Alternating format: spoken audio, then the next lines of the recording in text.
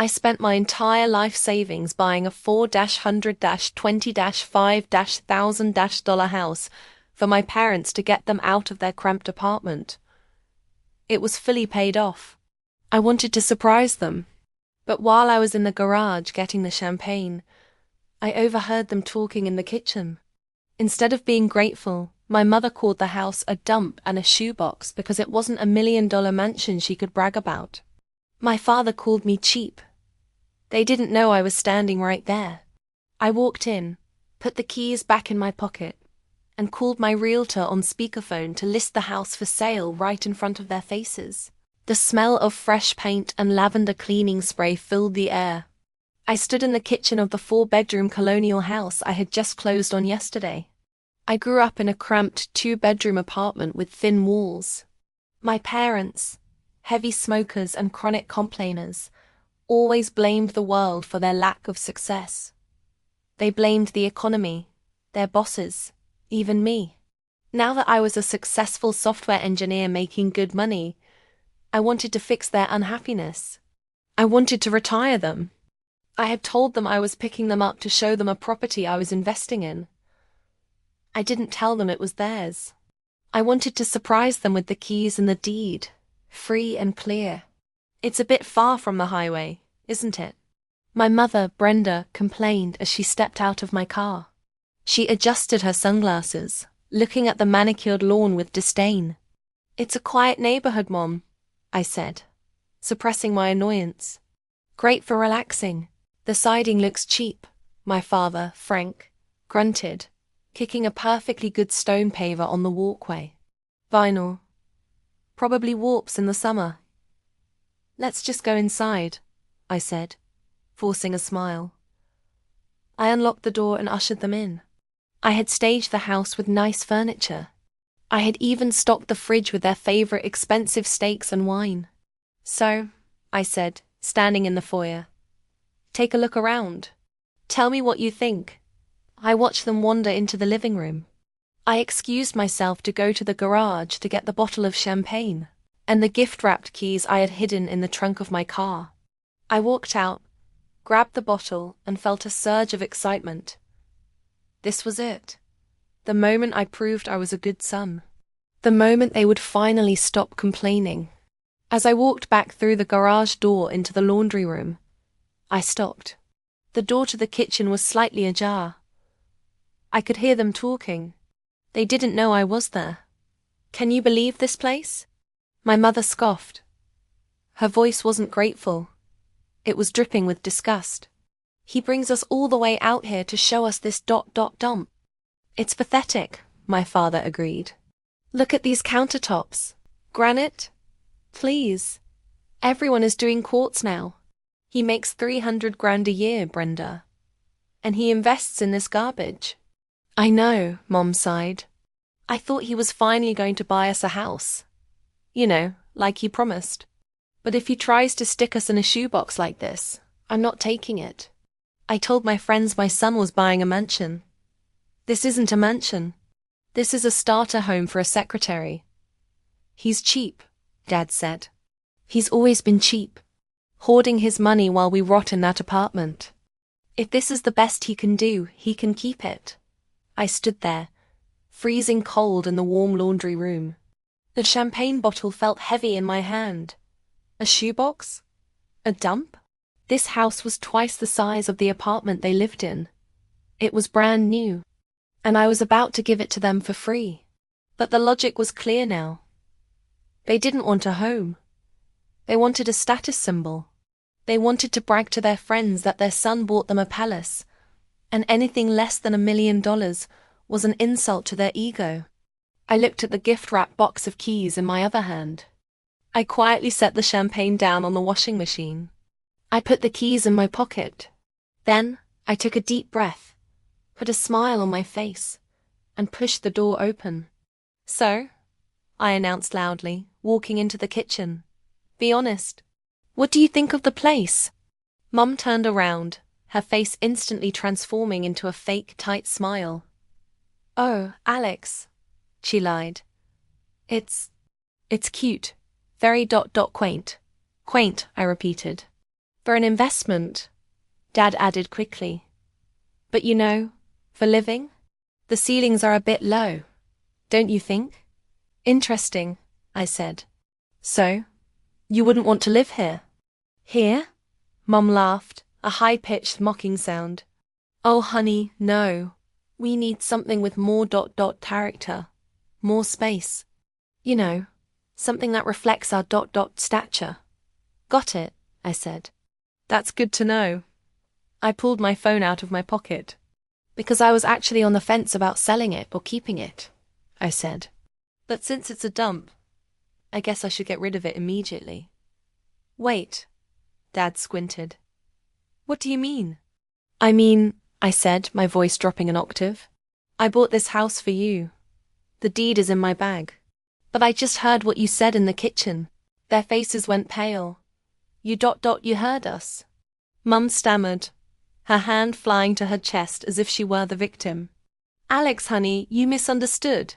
We were just assessing the property value. We wanted to make sure you didn't get ripped off.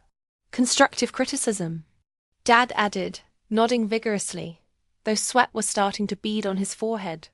We were looking out for you. We didn't know it was for us. So if it's for me, it's an investment, I said, leaning against the granite island they had just insulted. But if it's for you, it's a dump. Is that the logic? No, of course not. Mum tried to laugh, but it sounded like a choke. Her eyes were glued to the gift wrap box in my hand. She knew those were the keys. Now that I know it's a gift, well, it changes everything. It's charming. We can make it work. We can renovate the kitchen. I can learn to live with the vinyl. Learn to live with it? I asked incredulously. Mum, you live in a rented apartment with a view of a dumpster.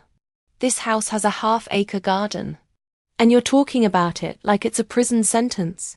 Well, you make so much money, Alex. Dad blurted out, his entitlement finally breaking through the panic. You're a software engineer at a top firm. You drive a nice car. We thought. Well, we assumed if you bought us a house, it would be in Silver Creek. You know, where the doctors live. There it was. The logic behind the ungratefulness. It wasn't about the house itself. It was about the comparison. They didn't want a home. They wanted the status of having a rich son who put them in the most expensive zip code. They felt entitled not just to shelter, but to luxury, because they felt they created me. Silver Creek homes start at $1.2 million, I said calmly. I bought this for $425,000, paid in cash. It was my entire savings from the last 3 years. See? Dad threw his hands up. You have money. You could have taken a mortgage for the rest. Why cheap out on your parents? We sacrificed everything for you. You sacrificed cigarettes and beer money, I corrected him. I put myself through college with loans. I built my career while you told me computers were a waste of time. And now, I offer you a paid-off house, and you spit on it. We aren't spitting on it. Mum cried, stepping closer and reaching for the box in my hand. We want it. Give us the keys, Alex. We're sorry. We were just grumpy. Low blood sugar. Right, Frank? Yeah, Dad grumbled. Just give us the keys. We'll take it. We'll take it, I repeated. Like you're doing me a favor. I looked at the box. Inside were the keys to the front door, the garage opener, and a heartfelt letter I had written thanking them for raising me. That letter felt like a joke now. I didn't hand them the box. Instead, I pulled my phone out of my pocket. What are you doing? Mom asked, her eyes darting between my face and the phone.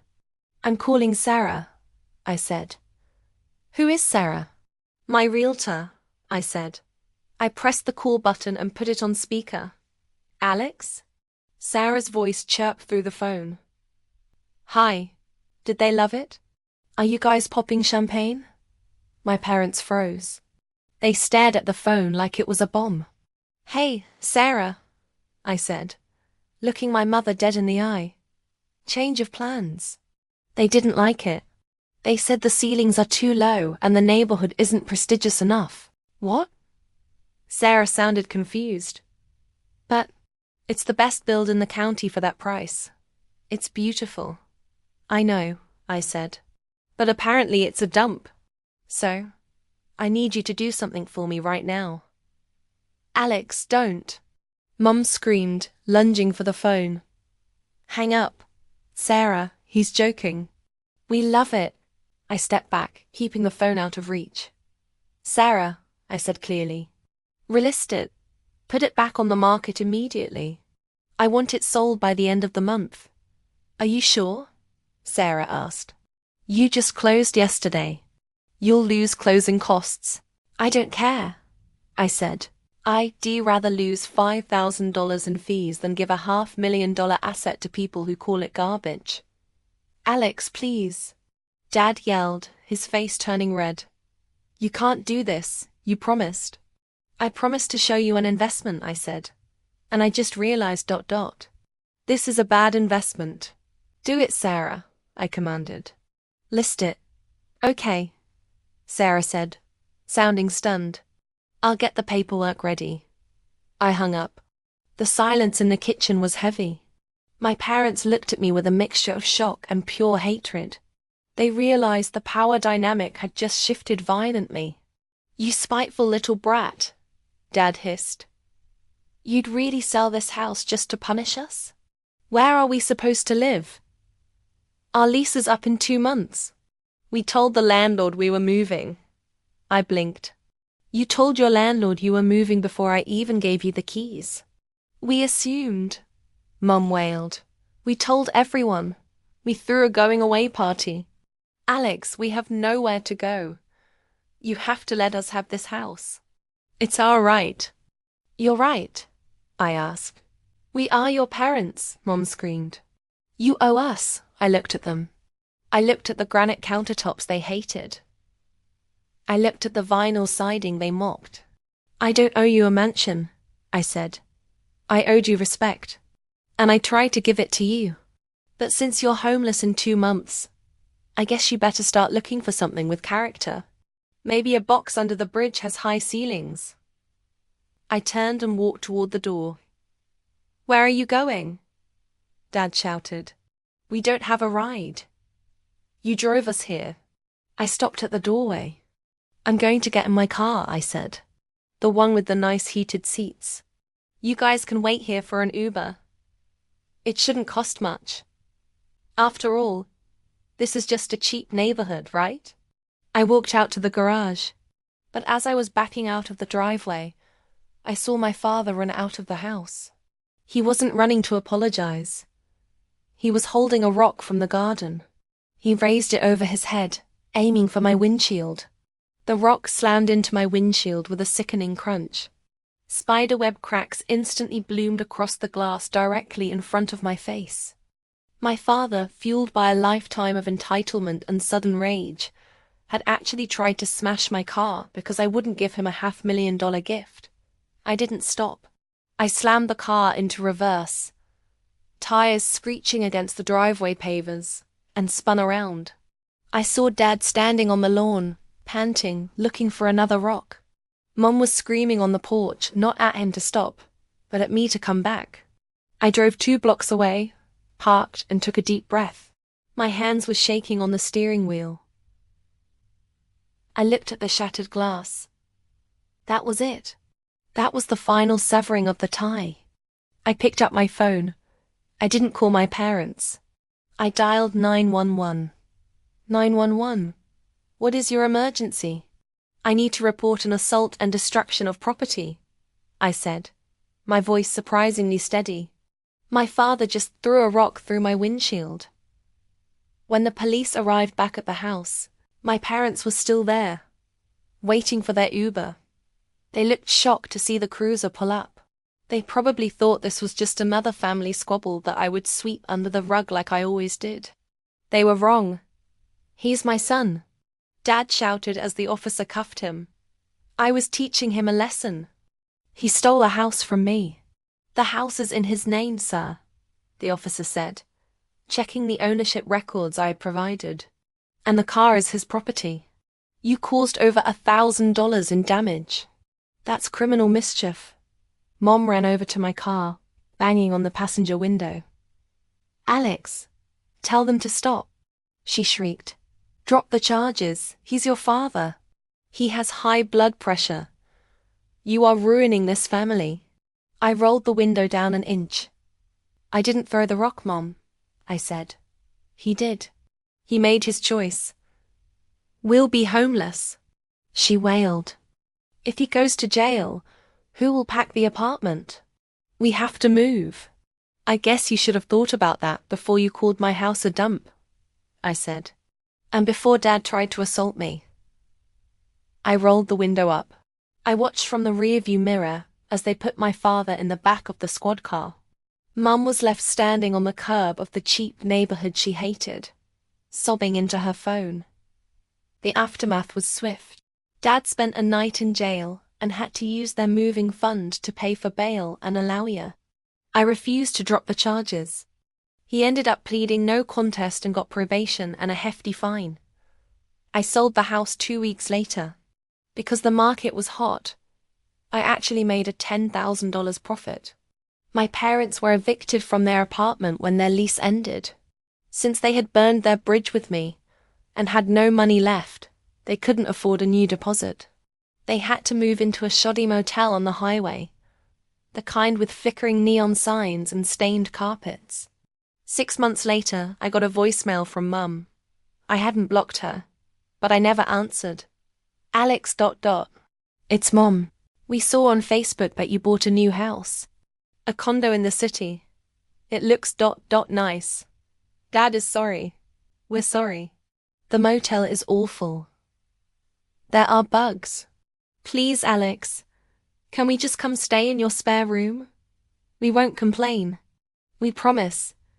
I listened to the message in my new penthouse condo. It had floor-to-ceiling windows, quartz countertops, like Dad wanted, and a view of the entire skyline. It was peaceful. It was quiet. It was mine. I thought about the rock hitting my windshield. I thought about them calling my gift a dump. I didn't delete the voicemail. I saved it. Whenever I felt a twinge of guilt, whenever I wondered if I was being too harsh, I listened to it. It reminded me that their apology wasn't about remorse. It was about bugs. They didn't miss me. They missed my utility. I typed a short text back, the first contact in 6 months. I'm glad you saw the new place. It has high ceilings, but unfortunately, it has a very strict policy. No pets and no people who throw rocks. Good luck with the motel.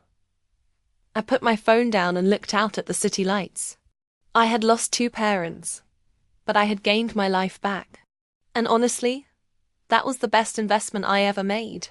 If you think Alex made the right choice by pressing charges and selling the house, smash that like button. And here is a question for you. If your parents rejected a house you bought them because it wasn't fancy enough, would you give them a second chance, or sell it like Alex did? Let me know your honest thoughts in the comments. Don't forget to subscribe for more stories of justice served.